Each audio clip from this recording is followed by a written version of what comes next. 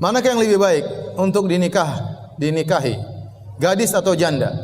Wah, ini pertanyaan sensitif ya. Karena yang hadir mungkin ada yang gadis, mungkin ada yang janda. Jadi, tentu yang terbaik kalau menurut hadis Nabi adalah yang gadis. Yang gadis.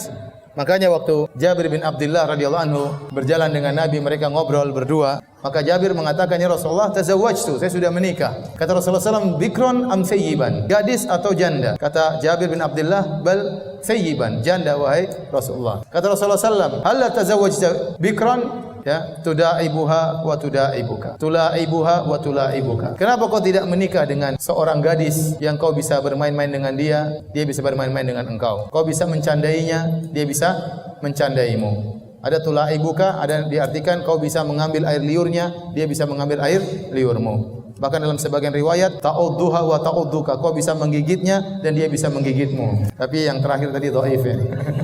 Jadi Nabi menyarankan Jabir untuk menikah dengan gadis. Jadi ini benar, namanya gadis, maka Anda akan menjadi cinta pertamanya. Tidak ada bayang-bayang lelaki sebelumnya. Ya, dia baru mengenal cinta Anda ya. Mungkin dia pernah pacaran tapi tidak sampai pada pernikahannya. Oleh karenanya, semakin seorang wanita tidak mengenal lelaki, itu semakin baik. Semakin wanita pernah mengenal lelaki, itu semakin sulit ya. Apalagi kalau seorang sudah menjanda sampai 5 kali ya. Kemudian kita nikahi, ya namanya manusia, terkadang dia bandingkan dengan suaminya yang pertama, dia bandingkan dengan suami yang kedua. Suami saya dulu yang pertama putih, kamu hitam misalnya.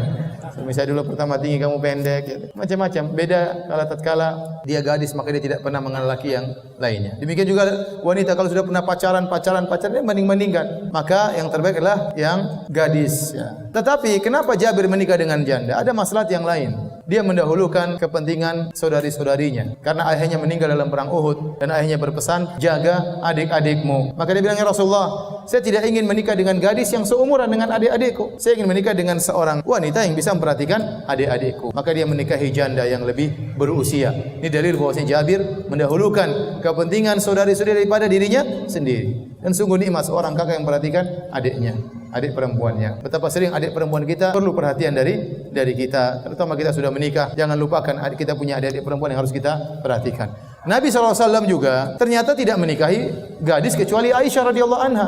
Padahal dia yang menganjurkan untuk menikah dengan gadis. Dari 9 istrinya yang gadis cuma Aisyah radhiyallahu anha, yang lainnya adalah janda. Kesimpulannya, silakanlah Anda menikah, gadis boleh, janda juga boleh. Bukankah Nabi SAW bersabda, "As-sa'i fi al-armalah wal yatim kal mujahid fi sabilillah." Seorang yang berusaha berbuat baik, memperhatikan janda dan anak yatim seperti orang yang berjihad di jalan Allah Subhanahu wa taala. Maukah Anda berjihad tanpa pedang? Perhatikanlah para janda.